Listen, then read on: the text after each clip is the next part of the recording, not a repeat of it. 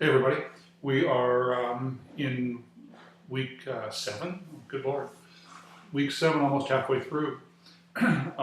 We will be talking about discretion and behavior, police behavior, discretion in this particular chapter. Last week we talked about functions and units, and a couple things I really want you to get out of it, things that you'll probably see again. The first being that police departments are set up in a pretty strict organizational scheme, and the reason is that you need to keep control of people. Where police departments, especially under the community policing model, have difficulty is in one area known as span of control, meaning how many people do you supervise. So the number that you hear is like 5 to 7 people is a good number. Well, when I worked a patrol shift, there were nights when I had 20, 25 people that I had to supervise. You have, because of the flattening of the organization, you have fewer middle managers, so you don't have a lieutenant over 3 or 4 sergeants who's over 5 to 7 officers. It becomes where you have somebody, maybe it's a commander for that day or somebody else that is the area commander, because in community policing we break down into areas, and each area has a mini police chief. That's the theory behind it. It doesn't often work that way, but that's the way it's supposed to go. So span of control is an issue under community policing, and the problem with poor span of control and poor supervision is, poor supervision, close to the community, political era. I mean, can you see where there's potentially issues there? I haven't seen much of wide-scale and systemic corruption in policing, but I could very well be wrong. It could be there, and I just never noticed it. The 2 assignments for the 2 classes. One was the written assignment on order maintenance versus law enforcement. And what I was looking for there, and so far I've gone through almost 10 assignments, and for the most part they're pretty good. A couple have gone to the law enforcement noun as opposed to law enforcement verb, and talked about police officers and that. What I wanted to see was the idea that order maintenance is something where the police, the government, is trying to maintain order in an orderly society. And then some of the ways that they do that through maybe enforcement of minor issues, things like that. And then in law enforcement, the idea of zero tolerance, getting officers to enforce laws, take people into custody, put them into the process. That approach, very popular during the professional era, because the professional era, the police department was trying to stay away from the public in general, so that they could break those ties of corruption. So now let's talk about discretion and behavior. This week you're going to be looking at the idea of the police and how they make decisions, and especially enforcement decisions. When do you write somebody a ticket? When do you make an arrest? When do you do nothing? When do you release a juvenile to a parent? Those are all discretionary tasks that officers have. And that is guided by many, many, many, many different factors. Some of them are legal, and some of them get into the extra legal, um, such as race, gender. And it's interesting because you see many people that are in a category are very hard on their particular group, and maybe will be, will more strictly enforce laws. Um, can be a really um, the dynamic is really really interesting when you look at that. So that's the one idea of discretion. The book goes into several academic explanations about officers. Um, the tasks for you this week are going to be on socialization. What I mean by that is a person, maybe if they come from a law enforcement family where there's cops around all the time, and they're constantly exposed to the way that officers have a tendency to think after a few years in the job. Very few people come into law enforcement with a really good concept of what it's like, of how it works. So there's 4 or 5 different theories, the socialization theories, the educational explanations, and on. So take a look at those. You're going to see those again, and it'll kind of maybe give you an idea as to how a person goes from really wanting to get into law enforcement, thinking that they can help people, going to the academy, starting to learn about threats, how to counter threats, what issues they have to be concerned about in the field, to somebody that goes into a restaurant with the family, and as everybody sits down, if it's a new restaurant, will excuse themselves to go to the bathroom, and people just go, okay, whatever. And what the officer's really doing is he's doing a little recon, looking for escape routes. If somebody comes in the front door and there's a problem, how can I get my family out if I'm, if something really, really bad happens?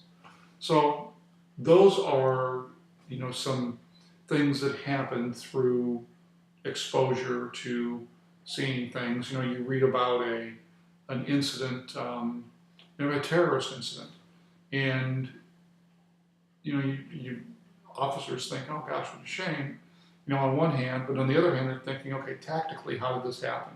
What did they do? What did the bad guys need to do to make this a success? What was their idea of success? Was it headlines? Was it body count? Was it fear? What is their definition of success? What step did they take to achieve that? Quite different than most other people that look at those kind of things. And it's interesting because think about last week, especially the group that dealt with militarization of police. I mean, military people are going to be thinking the same way. They're going to be asking those same questions. Very interesting concept when you look at the militarization of police and how officers have to think. If they're first on scene when something really, really bad happens, they have to approach it like a military problem and understand that there is a potential that the people that are involved in it have some sort of military training. I tried to put up a video for you on the Dallas murders. Police officers were murdered, and the guy in that particular incident, he used some military tactics, fire suppression, and some other issues, some other approaches to overcome the resistance of the officers.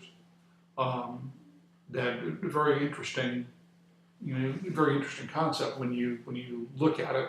But then you dial back in that intellectual discussion and the community discussion about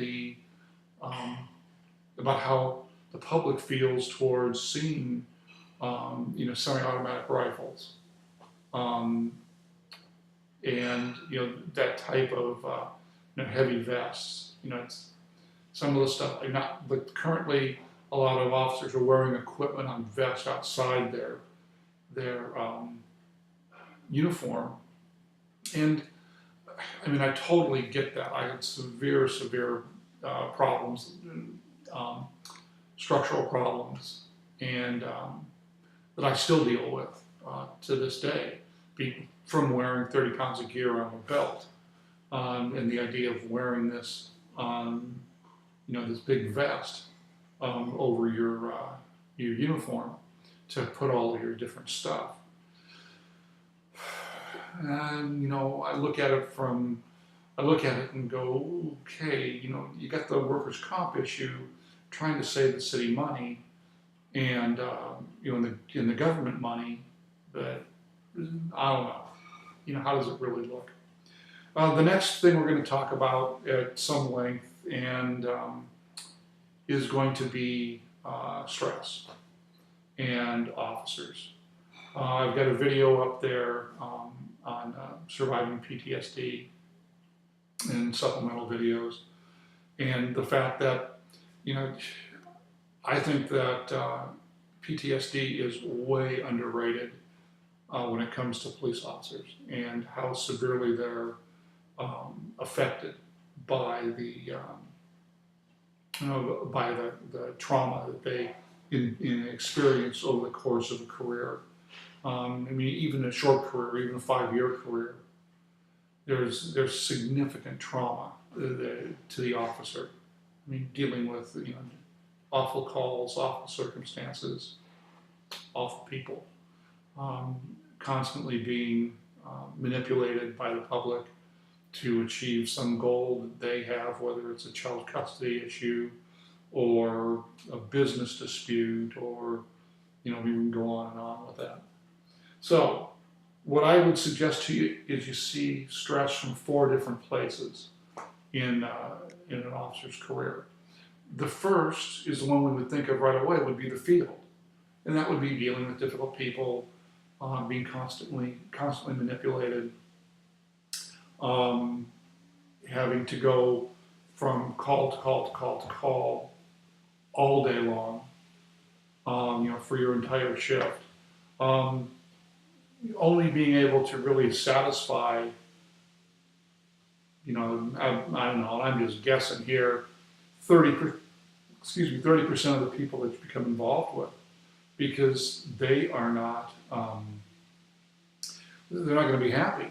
They've got, they call for a report. Well, they've, lost something, somebody's stolen something, or they've been assaulted. And they're not going to get their stuff back instantly, if at all. So they're not particularly happy. You have the suspect, you contact the suspect. I mean, if you spend any time watching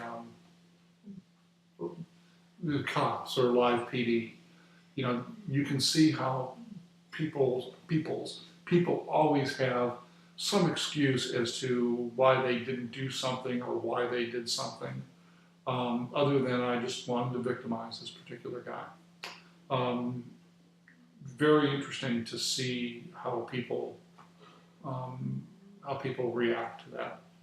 The next way is going to be internal. Lack of promotion, being passed over for promotion, not having your work appreciated, being forced to do things that you don't want to do. We're going to be talking about stop and frisk, and a little bit later in the semester, and an officer who has become almost a spokesperson for the anti-stop and frisk environment. He just didn't want to do stop and frisk, whether he was. And my sense is that maybe he felt that officers were stopping people indiscriminately, but he would only do a few. He'd only contact a few people, and in a big city, there's tons of people to contact all the time, and you don't have to put it in the environment of you're stopping and jacking some guy up and giving him a hard time. So you'll see that. Those are internal things. Having to deal with policy changes, being told how to do your particular operations, all necessary and usually fairly well thought out, even if they're not appreciated by the rank and file. The third way is critical incident. Officers will have, I mean, in critical incidents, run on kind of a sliding scale as far as to how severe the critical incident is. I mean, the worst, or the lightest critical incident, let's say, a major traffic accident where you have multiple people with severe trauma, you're first on scene, and you're trying to triage people, prepare the scene for the paramedics, get an understanding of who's the most critically injured, and then down the line, trying to keep the scene safe so you don't get run over, waiting for fire to get there to put a big old fire truck in front of you to protect you.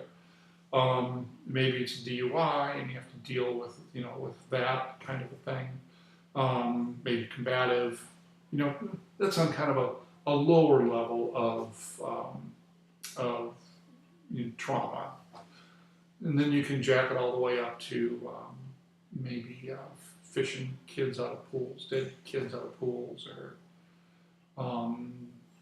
I fished a newborn, dead newborn out of trash when I was working. And depending upon where you are in your life, things can really, really stick with you. When I was dealing with several child incidents, and as I was raising kids. So those are all critical incidents. And then, all the way up to, and I did, probably the one that most everybody who watches TV and sees in the movies is the officer-involved shooting. Officers go out and they kill somebody and it's all good. Say, person had coming or whatever the circumstance is. In reality, not so much. OIS is a massively difficult circumstance for officers. And they are, they're forever changed and becoming involved in an officer-involved shooting, even if it is, even if it's, a good one. I mean, if it's none of them are good, but it was justified and really justified. Then the last area is outside, and that's gotten much, much worse. In my career, I've had people come to my door and yell at me about things that some other police department did. I've had neighbors poison dogs, and now you have to add on top of that. The media is always looking for that time where officers overreact, even if they don't overreact, but it can be set up that way. In Ferguson, Missouri is a prime example where the media, talked to a few witnesses who did not give them a very good story, and it was a very, it was a horrible situation. I mean, it was horrible for the family, and it was horrible for the officers and the officers' family. And imagine their kids going to school, and after most people have bought into the incorrect narrative of what happened, now the kids have to go to school and deal with that. So those are the ideas that you're going to be dealing with this in this area. Discretion and how officers behave, that working personality they'll talk about, and how that works, for officers. So that being said, that should be your week, and we will see you all in class.